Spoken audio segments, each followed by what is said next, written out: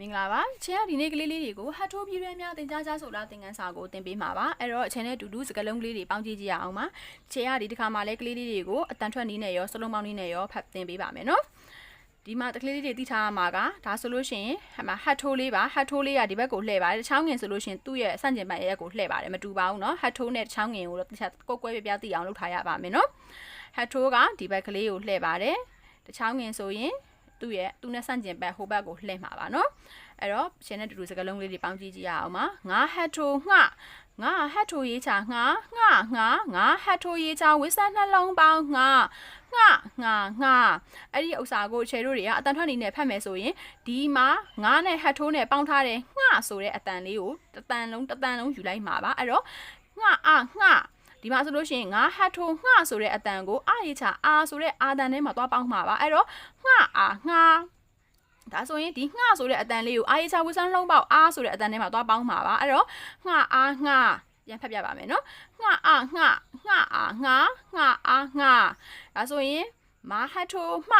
တ်ထိုရေးချမဟတ်ထိုရေးချဝစမ်းနှလုံးပေါင်းမအတန်ထွက်နေနဲ့ဖတ်မယ်ဆိုရင်မဒီမဆိုတဲ့အတန်တန်နဲ့ယူမှာပါနော်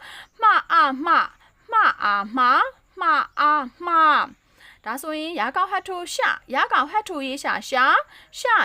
ရာကောက်ဟတ်ထိုးရေးရှာဝိဆန်နှလုံးပေါင်းရှာ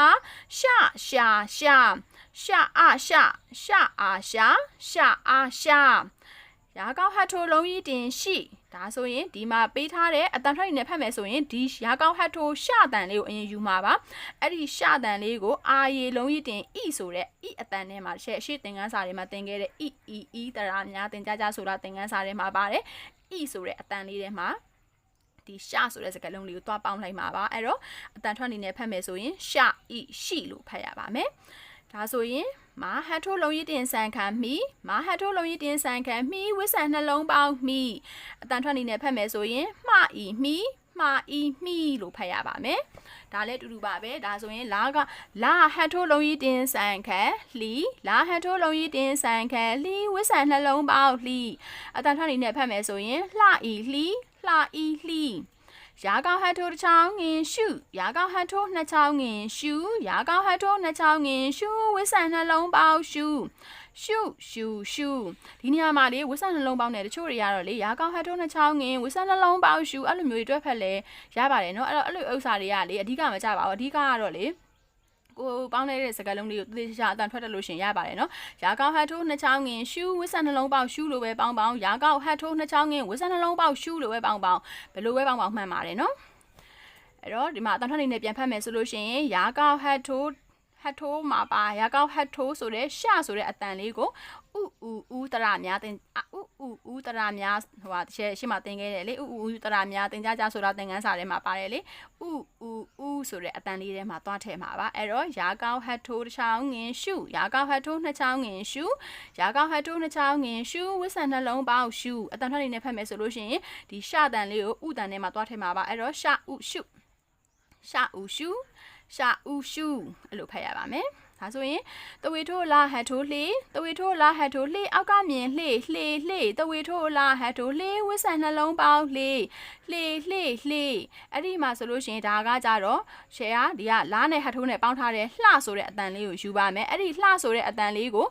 ရှယ်အရှိသင်ခန်းစာတွေမှာသင်ခဲ့တဲ့အေးတရာများသင်ကြားဆိုတာသင်ခန်းစာလေးတဝေထိုးအာရေအေးအောက်ကမြင်အေးတဝေထိုးအာရေအေးဝိဆန်နှလုံးပေါင်းအေးဆိုတဲ့အဲ့ဒီအေးအတန်လေးထဲမှာသွားထည့်မှာပါအဲ့တော့ခြေရဒီမှာလှဆိုတဲ့အတန်လေးကိုအေတန်လေးထဲမှာသွားထည့်ပါမယ်အဲ့တော့လှအေးလှေအဲ့လိုဖတ်ရပါမယ်ဒါဆိုရင်မဟတ်ထိုးလုံးတင်ချောင်းငင်မှုအောက်ကမြင်မှုမဟတ်ထိုးလုံးတင်ချောင်းငင်မှုဝိဆန်နှလုံးပေါင်းမှုမအိုရာကောက်ဟတ်ထိုးလုံးတင်ချောင်းငင်ရှိုးရာကောက်ဟတ်ထိုးလုံးတင်ချောင်းငင်ရှိုးအောက်ကမြင်ရှိုးရာကောက်ဟတ်ထိုးလုံးတင်ချောင်းငင်ရှိုးဝိဆန်နှလုံးပေါင်းရှိုးရှာအိုရှိုးဆိုပြီးတော့ဖတ်ရမှာပဲနော်ဒါဆိုရင်တော့ကလေးလေးတွေကဒီစကားလုံးလေးတွေကိုလေချောင်းမြင့်စာအုပ်ကလေးထဲမှာ လေးလှလေးတွေနဲ့အရေးအစွဲမှန်မှန်လေးတွေနဲ့ထက်ခါရေးကျင့်ကြည့်မယ်ရွတ်ဆိုကြည့်မယ်ဆိုလို့ရှိရင်တော့ဒီသင်ခန်းစာကိုကြည်ကြည်ညံ့ညံ့နဲ့ရောက်သွားပါလိမ့်မယ်အဲ့တော့ channel တူတူနောက်ထပ်သင်ခန်းစာတွေမှာထပ်ပြီးတော့တွေ့ကြပါမယ်နော်